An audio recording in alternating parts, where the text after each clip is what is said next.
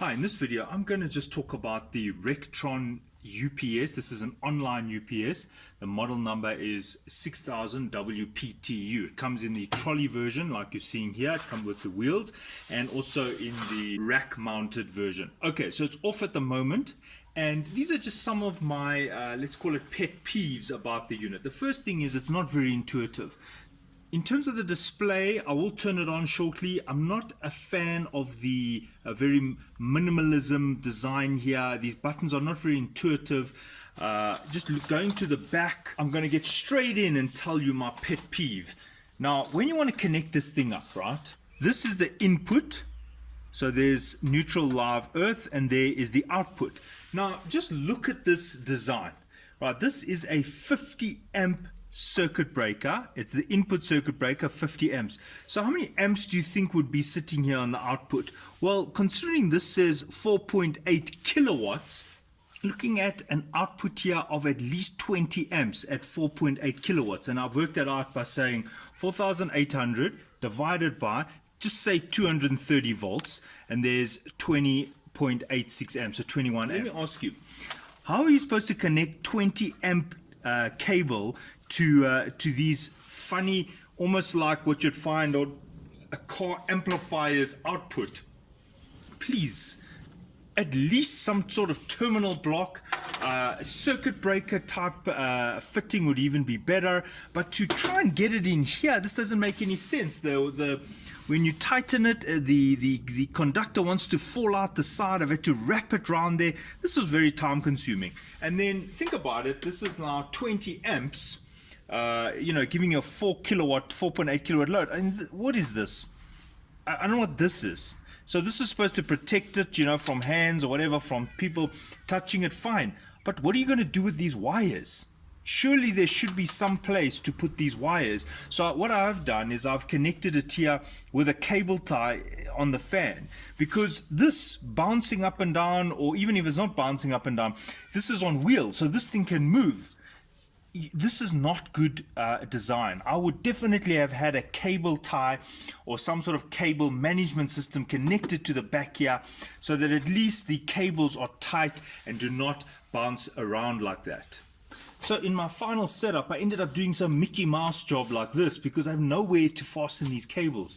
When you're talking about more than 10 amps, some sort of plug-in system or some sort of contactor or some sort of clamping system would make more sense, followed by a gland and maybe a little box at the back here which you could have fed in. But I mean, to cable tie onto the back of a fan, and I don't know what else to do because I want to block the airflow, so I just cable tied it to that. Remember, these are going to be high current carrying conductors. We're looking at least 20 amps, so you want at least a 2.5 millimeter cable, 4 millimeter cable, and this happens to be a 6 millimeter cable, maxing out at 38 amps, because you want to have the lowest amount of losses and you want it to be safe. So there we go. The in-feed current, I've capped it at 20 amps because the supply breaker is only 20 amps, so it's okay to use this cable because my supply breaker is 20 amps, although the maximum input that the UPS can pull is 50 amps, and I could understand that at really high load.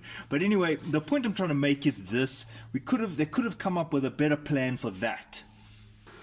Okay, so I'm briefly going to go through how to set this UPS up. What you want to do is press the up. Okay, while it's in, it's not on, it's not online. You can just press and hold these two buttons together, and then you'll get into the menu mode. There you can see it's flashing 1, and then you enter is this button on the right, and then you see it's asking you what output voltage you want. So you can choose 208, 220, 230 or 240. So I'm happy with the 230. If you wanted to use a 220, or that's 240 that's going up. If you wanted to use a lower voltage, for example, you could just set it to 220 volts. Okay, I'm going to set it to 230. I'm happy with 230. Right, then it'll flash there. Now I'll go up to the next setting. Now this setting is the frequency. Now in South Africa we use 50 Hertz, but in other countries they use 60 Hertz. So be very careful with this, because most devices do not like frequency changes. So check this before you start adding your loads. This is on 50 Hertz, so I'm not going to make any changes. Right, next setting. So this is what they call the voltage range for bypass, and if your voltage is in the 230 range, well, oops, it went out of the menu. This is the acceptable voltage for bypass. Now, because we are in the 230 range, then you will be selecting what is the minimum voltage that this UPS will allow before it goes into minimum voltage that will allow still in bypass mode. So if it is below this value, as I understand it, then the UPS will not allow bypass mode, meaning that if your supply is giving you say 199 volts, the UPS won't allow the unit to go into bypass because you've set it above 200. Now I want to be pretty safe with my devices, so I don't want this device allowing a bypass when the input is less than, say, 208 volts. Less than that I'm not comfortable with, so I'm going to set that. And then the maximum voltage, well, I want the UPS to filter or to clean my power when it is above 240 volts. There we go. Now the frequency, this is the allowable fluctuation in frequency if it is in bypass. Again, I don't like this, so I'm going to set this literally to 49 hertz or 48.5 hertz.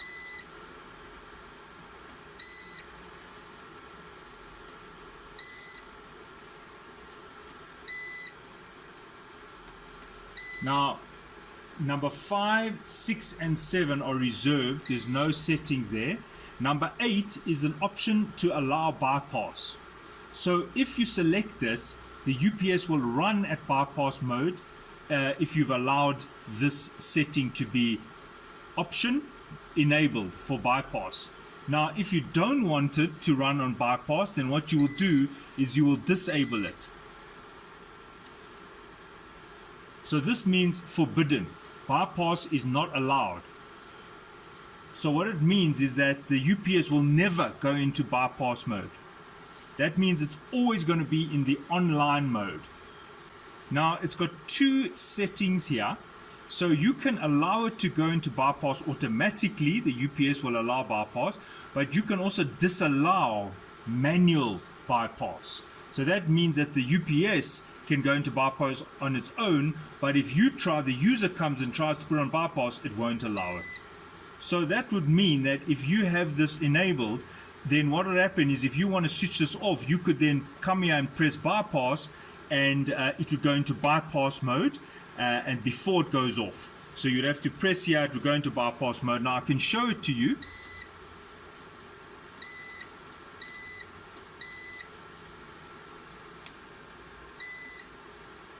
Right, so I'm currently in bypass. Now I can switch it on. The UPS is powering into online mode. There we go, it's showing input, conversion, and there's the output. I wanted 230, and there you can see the frequency is locking at 50 hertz. Now look, I can manually put it into bypass. See, now I've allowed it to go into bypass, I've pressed bypass, but now if I go back to that setting,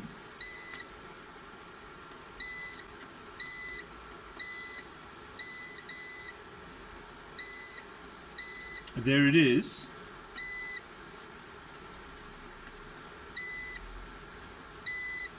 And now I say disallow. Now you see how it's locked me out there. Now let's go back to the menu. Can you see it's gone into UPS mode? Now look, I'm trying to press bypass and it won't allow me to bypass the unit. I can switch it on.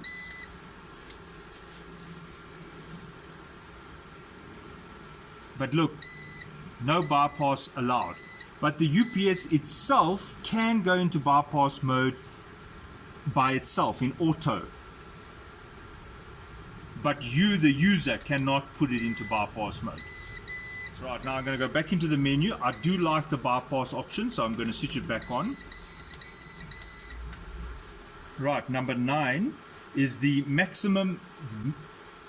battery maximum discharge time. Now this is the default setting. This is 999 minutes. Means the 990 minutes. That means the UPS, the maximum time it'll allow you is 990 minutes. So that obviously depends on how many batteries you've got cascaded here. And also what the load is. So I'm going to leave that, it's fine. And then number 10 once again is reserved, 11 is reserved, 12 is reserved, 13 is the battery voltage calibration, 14 is reserved, 50 is the inverter calibration. I'm not going into these. 16 is floating charger voltage adjustment. I didn't make changes to these. Number 17 is the constant charger voltage adjustment. I'm not making changes to any of these. Now we come to maximum charger current setting. Now this can be important because it can allow the UPS to change the rate at which it charges the batteries. You can see that's the default current. Now this is where you got to be careful, because the default value, you see it says there 1 amp, but it should actually be maybe 4 amps. Okay, so there's 2 amps, then it goes to 4. Now if you've got the long running option, then you can have this on the 6 amp high charging current. I'm going to leave it at 2 amps just so that the batteries can charge at a faster rate. This is very important, number 19. Now if you add an additional battery bank, like I've got one here, you'll have to adjust it here, telling the UPS how many batteries you've got in terms of amp hours. So this is where you will make this adjustment.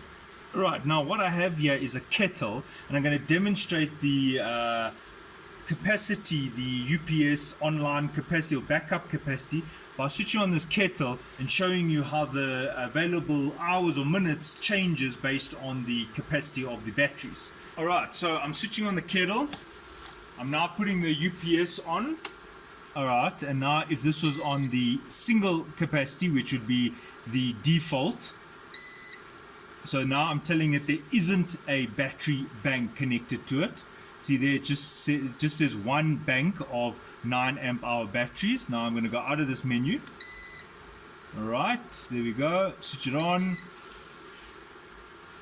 And now I'm going to switch on the kettle again. Okay, there it's gone into battery mode there. It says 18 hours, but let's switch on the kettle. It's 47 minutes or 50 minutes. There we go. See there, it says 50 minutes. And if the battery bank is now connected, switch that off.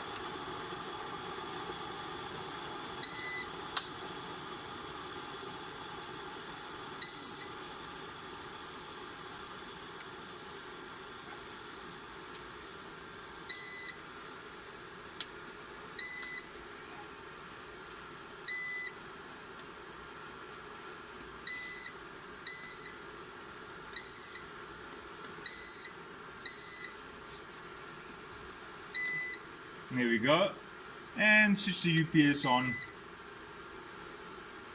and lose the mains. Okay, now add the load.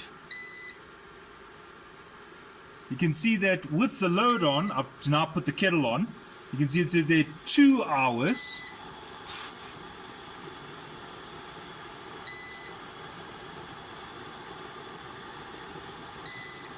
So that is how I know it's calculating this accurately. I'm going to switch off the load. Put the mains back on. Now there is a calibration for the backup time. If you find that there's a problem, you can calibrate that time available. So you can go down to 0.5 and up to 2. So what that's going to do is, say it said you had 2 hours left. Well, if you set this to 0.5, it'll halve that to 1 hour left. I'm not sure why they've got that, unless maybe the batteries have lost some of their capacity and they've derated a bit. Then you could adjust that for the end user. Right, now for those people who are interested in the more detailed technical aspects of the UPS in terms of the output, the UPS is currently on load. It's feeding about 400 watts at the moment, and it's a stable load, so it's not fluctuating. It would be good to test it under fluctuating load, like maybe connecting that kettle once again, but I'm not going to put it through those paces. I'm just going to show you there. It says 229.76 volts, and on the UPS it says 229. If you're looking at the frequency, we can see that the frequency sitting there at 50.0. I've got no problem with that. And if you just have a look a little bit closer in terms of the waveform, it looks pretty clean. I'm not seeing any noise there. It looks pretty sinusoidal in my opinion, so I'm pretty happy with that. One could scope it properly with a nice scope, but in terms of a quick view, I'm just giving you just an overview. And then in terms of the duty cycle, which is very important, especially for considering it's a UPS, there we go. Okay, there's the frequency again. Let's just have a look at the duty cycle. There you're going at 50.1. So that's fine. 50.2. You don't want it more than say 51 or 52. So that's pretty accurate. That's like a 99% accuracy in the duty cycle. What duty cycle means is how much of the top waveform and how much of the bottom waveform match each other. So energy in versus energy out. It's very important for the transformers that are being energized. If you don't take out the energy you're putting in the transformer, you put in say X and you don't take out X, then the transformer stays a bit saturated and then it leads to overheating. So that's why we need a good duty cycle, and that's obviously because the frequency is so accurate as well. If you ever look at the pulse width, it should be, yeah, there we go, it's pretty much spot on, so no problem here. I'm quite happy with the output of this. There's the 20 millisecond because of our 50 hertz in South Africa. There's the 20 milliseconds, well, 19.98. There's no problem there. Now I'm just too tempted to try this UPS with a full load. Well, not a full load, but a load. Let me get that kettle. Okay, I've now brought the kettle here and I've verified the kettle is 2000 watts, so it's 2 kilowatts. So that's about 40% of the maximum that you're going to get from this UPS. So I'm going to just test it with a kettle load. Now I'll tell you when I put the kettle on.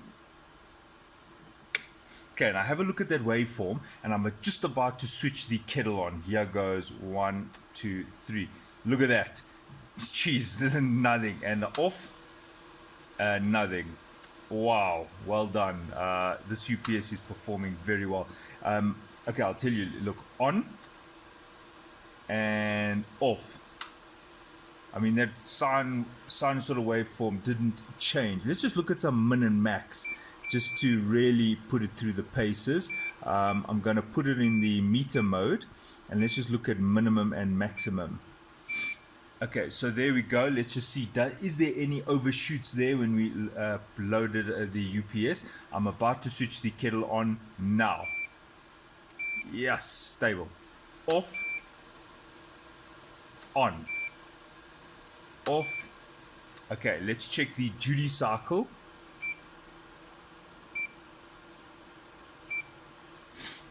Okay, 50%. Let's whack this load on. All right, it is a resistive load, so I suppose it's not the worst load you can get. A motor would be way more challenging for this, but nevertheless, here we go. On, off, on, off. Okay, so the next step would be to pull out a motor, maybe open some gates, or maybe a capacitive load, but I'm not going to do that. Overall, this brings me to the end of these very preliminary tests. Pretty good. Okay, so that brings me to the end of this. Overall, these are not my favorite UPSs, but why do I keep buying them? Probably because they are the cheapest. There is the UPS and the battery pack. There you can see it. If you are going to install this, I'd recommend you use qualified people to do this. I show this video for information purposes only. I'm not responsible for any deaths or anything like that. My advice is try and connect an earth leakage before your loads, and there's a little changeover switch in for a generator. One of the reasons why I do like using these UPSs, these Rectron ones, is they're very tolerant of poor supply. When I mean by poor supply, I mean poor signals. Here you're seeing a generator. This is an entry-level range. It does not have an inverter. If you measure the output of this voltage coming from the, if you measure the output of the voltage coming, if you measure the voltage coming out from the UPS, you'll find that it's not a clean signal. It is not at 50 hertz. The signals coming from these generators tend to damage appliances because of the lack of 50 hertz changeover. They don't give you exactly 50 hertz or 60 hertz, whatever you're looking for. In this case, it's a 50 hertz. It doesn't give you exactly 50 hertz. I've got a video on it. It gives you like 48.